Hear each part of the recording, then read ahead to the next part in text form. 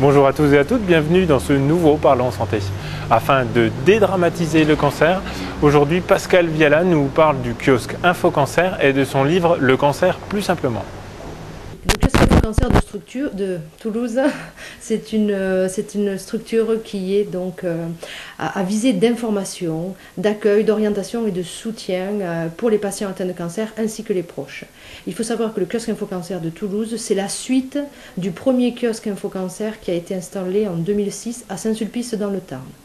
Suite à une demande du docteur André Talazac, à l'époque président d'honneur de l'association du cancer au pôle de Toulouse, et de monsieur Pierre Fabre, ainsi que de monsieur le professeur Roland Bugat de Claudius Regaud, a été décidé donc que le kiosque Info Cancer de Saint-Sulpice soit transféré à Toulouse, ce dans le but qu'il serve à beaucoup plus de personnes, que la population visée soit beaucoup plus importante. Voilà. Concrètement, ce sont tout d'abord des permanences téléphoniques avec des gens compétents pour pouvoir, à même de pouvoir répondre à des questions concernant l'accompagnement, la prise en charge dans le cadre de l'accompagnement. Alors cet accompagnement, il comprend l'aspect bien sûr physique, on va dire, accompagnement du traitement, mais également l'aspect psychologique, social, esthétique, des questions également sexuelles qui peuvent être posées. Donc on essaie d'être assez complet dans une prise en charge globale du patient et également des familles, puisque nous travaillons par exemple sur des projets de formation aux aidants, dans un but éducatif, on va dire, et vraiment de soutien psychologique aux familles. L'idée d'écrire un livre m'est venue suite au premier kiosque Info Cancer, où je disais, c'est vrai qu'il y a certains patients qui arrivent à se déplacer jusqu'à un kiosque, mais malheureusement tout le monde n'a pas accès à l'information. Donc j'ai décidé d'écrire ce livre dans le but un petit peu de retracer les questions, les éternelles questions qui reviennent sur la prise en charge autant pour les patients que pour la famille, mais également d'accentuer, d'orienter ce livre dans un volet de prévention.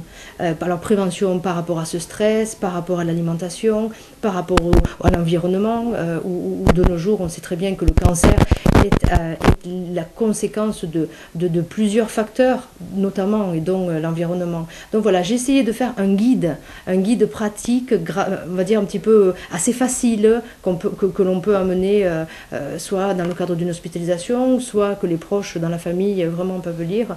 Et surtout, la motivation de ce livre, c'est un petit peu de désacraliser ce tabou et vraiment de désacraliser cette peur, parce que souvent on confond plus, si vous voulez, la peur du cancer que finalement la maladie elle-même. Avec ce recul que j'ai, moi, de 5 ans dans cette pathologie-là, vraiment aller à l'essentiel. Le diagnostic vient de tomber, qu'est-ce qu'il y a lieu de faire et qu'est-ce qu'il est important de faire pour justement nous assurer cette survie, voire même commencer à parler de qualité de vie malgré un traitement lourd et malgré une contrainte, on va dire, une contrainte psychologique. Mais certainement, la première question, c'est pourquoi je déclenche un cancer, pourquoi j'ai fait un cancer. Alors, souvent, on va chercher des causes directes, des causes indirectes. Malheureusement, de trop grand nombre d'hypothèses ne va pas nous permettre de pouvoir y répondre. Donc, il va falloir d'un coup embrasser tout un tas de possibles, tout un tas d'hypothèses pour dépasser cette phase d'acceptation. Ensuite, bien sûr, le traitement, quels sont les effets secondaires? Est-ce que je fais le traitement? Est-ce que je ne le fais pas? Est-ce que ça va marcher? Est-ce que ça va pas marcher?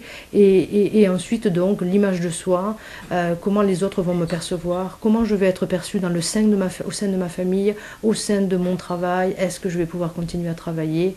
Donc vraiment, c'est un domaine qui touche la vie dans sa globalité. C'est un livre absolument pour tout le monde, puisqu'il relance aussi quelque chose un petit peu, on va dire, un petit peu ancien, mais c'est-à-dire l'aspect solidarité, il est très important et on n'arrête pas de le dire, compte tenu des baisses des budgets pour les associations, compte tenu de la difficulté actuelle, de la précarité, il va falloir bien sûr que nous repartions dans une dimension de solidarité. Il y a trop de patients qui restent seuls, isolés, surtout sur la période du traitement, de la chimiothérapie. Il est très très important d'être à l'écoute de ces gens, que ce soit un voisin, que ce soit un proche, que ce soit un ami éloigné. Très important, l'accompagnement pour moi est quelque chose de primordial, autant pour aider la personne à ce qu'elle se rétablisse, et lui aider à lui faire un repas, l'aider dans son courrier. Il y a une phase de 3 à 6 mois qui est très très très importante à privilégier. Merci à tous d'avoir suivi ce Parlons Santé spécial cancer. Je vous donne rendez-vous la semaine prochaine, même heure, même lieu.